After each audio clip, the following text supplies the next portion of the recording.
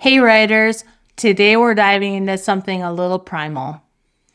Ever wonder why readers stay up all night flipping pages like their life depends on it? Well, it turns out you can blame Freud. Freud believed we're all driven by three parts of the mind: the id, the ego, and the superego. But the id, that's the wild one. It's where our deepest, most unfiltered desires live. It wants pleasure, it wants power, it wants it now. So, how do we as writers tap into that? Easy. But first, we've got to talk about the 7 universal pleasures that trigger the id in the best way. First up, sex and physical pleasure. We are not only talking about the act of sex, but something or someone that is sexy. Sex sells, we all know that. Romance, lust, flirtation, seduction, intimacy, even implied or emotional intimacy can activate this. Think slow burns. Pleasure from touch, taste, smell, sensory detail is a key way to write to the id. Take Miss Congeniality, for example. Sandra Bullock plays Gracie Hart, this super tough, no makeup, junk food loving FBI agent who's definitely trying not to be sexy. No one really notices her that way until she has to go undercover in a beauty pageant. After the makeover, boom, she steps out in heels and a tight dress, and her partner practically forgets how to breathe. That reaction, pure id. It's that instant gut level response about how she looks.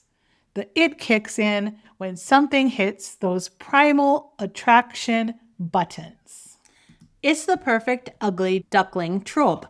The id doesn't care about character arcs. It responds to the visual shift from overlooked to irresistible. Okay, so here's your challenge. Start paying attention to your id. That means keeping a running list of the things that make you lean in books, movies, show, even ads you don't skip. Ask yourself, what makes you feel something? What keeps you turning the page or watching just one more episode? These are your id triggers, your personal story fuel. And guess what? On our own id list, under sex and physical pleasure, we've got things like a makeover scene, trying on the perfect dress with your best friends, a foot massage, holding hands, or sitting close enough that your thighs are touching. So go ahead, pause the video, and jot down a few of your own. This is how you start building your id map. The stuff you secretly crave and that readers do too. Oh, and if we haven't met yet, we're Stacy and Shelley, twin sisters, sweet romance authors, and co-hosts of From Blank Page to Bookshelf, where we help writers go from idea to finished book, one strategy at a time. If you're a writer who wants to keep readers hooked and have fun doing it, go ahead and hit that subscribe button. Let's do this together. Next up, food and indulgence. Rich, sensory descriptions of meals, cravings, comfort food, baking scenes, feast scenes, forbidden bites, instant reader dopamine. If you want a movie that screams id through food, look at Chocolat. It's all about temptation. You've got a quiet little French town during Lent. Everyone's supposed to be denying themselves, and then this woman opens a chocolate shop. The camera doesn't just show the sweets, it worships them. Melted chocolate, rich sauces, tiny perfect bites. You can almost taste it. The townspeople try to resist, but you can feel the craving take over. The id doesn't care about self-control. It wants that darn truffle. Now I want a truffle. Honestly, one of the id-driven indulgences that shows up in most of our books is popcorn because, well, we're obsessed. And let's not forget ice cream. Our fictional town of Deer Creek Falls, conveniently has a charming little stand called Cup and Cone because we couldn't not give our characters a place to chase their cravings. Whether it's popcorn during a late night heart-to-heart or ice cream after a disaster date, those sensory details feed the id and the reader. So go ahead and pause again to add to your id list. Okay, number 3, status and power. This is about characters who command attention, whether it's because of their title, reputation, or just the way they walk into a room like they own it. That power can come from a lot of places. Military rank or FBI status, royalty or billionaire wealth, legal or religious authority, even just being the most respected person in the room. So we're not just talking about characters who are powerful, we're talking about what that power means to others. Think of the movie Hunger Games. The Hunger Games has the Capitol, and the Capitol is obsessed with control and status. The tributes are pawns in a power game, and Katniss, she is the underdog, disrupting the system. That power differential, it's irresistible to the id. And in billionaire romance, the power, prestige, connections, they've got all of it.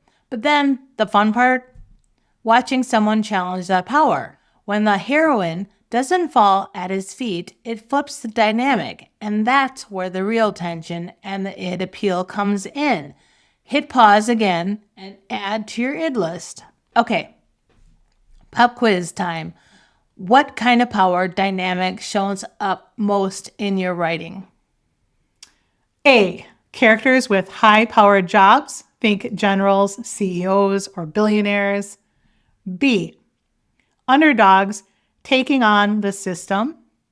C, when the powerful one falls harder. D, reputation battles, who controls the narrative. Tell us in the comments. We want to know what kind of status and power stories you love writing. The 4th universal pleasure, freedom and escape. That craving to break the rules, ditch your obligations, and just disappear for a while. And no one does that better than Ferris Bueller. I mean, he skips school, steals a Ferrari, sings in a parade, and somehow gets away with all of it. It's not about the plot, it's the fantasy. Exactly. So the id doesn't care about consequences. It just wants to say, forget this, I'm out. And Ferris lives that out loud. He's pure wish fulfillment with a smirk. So sometimes the id just wants out. No rules, no responsibilities, just freedom, sunshine, and zero apologies.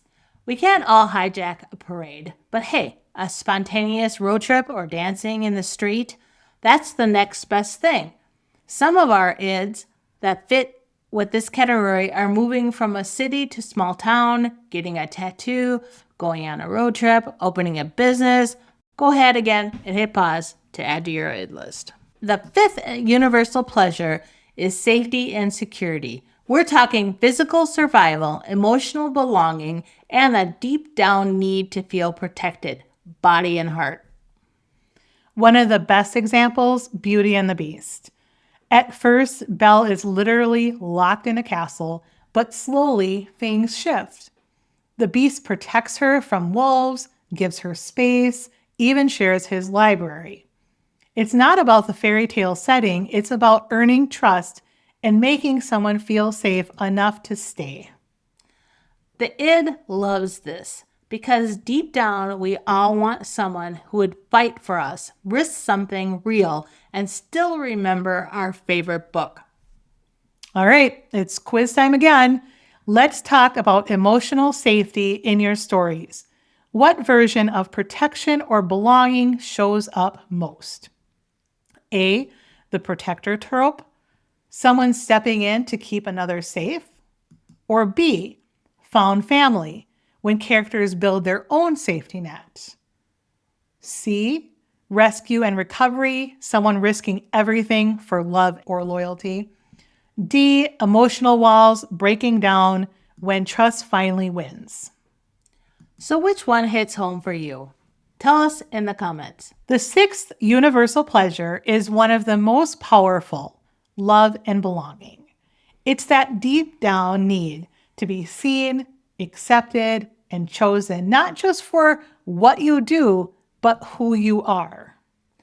This shows up in so many ways. The slow burn friendship that turns into more, the instant spark that feels like fate, or the moment when someone finally says, I pick you.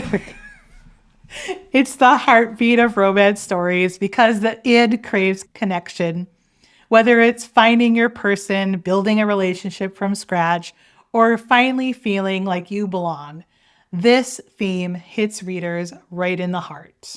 You'll see it in our books all the time. The banter, the tension, the emotional payoff when two people who've been circling each other finally stop fighting it and choose each other. One of our favorite examples, the movie The Proposal. Love that movie. Sandra Bullock plays Margaret, a high-powered editor who's all business, totally closed off, and definitely not looking for emotional connection. But then she ends up in Alaska with her assistant's family, pretending to be his fiance, and everything starts to unravel in the best way. There's this one moment, she's just sitting on the couch with the family, laughing, being pulled into their chaos, and you can see it. For the first time, she belongs. And it breaks her, not in a bad way, in a softening way. That's the id right there.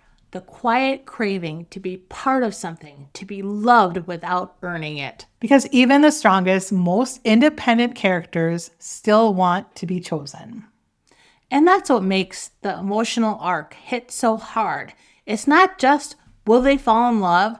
It's, will she let herself belong? Here are a few of our ids: a day on the lake, bonfire with friends, adoption, best friend group, and community. So hit pause and add to your id list. The seventh universal pleasure is risk and danger.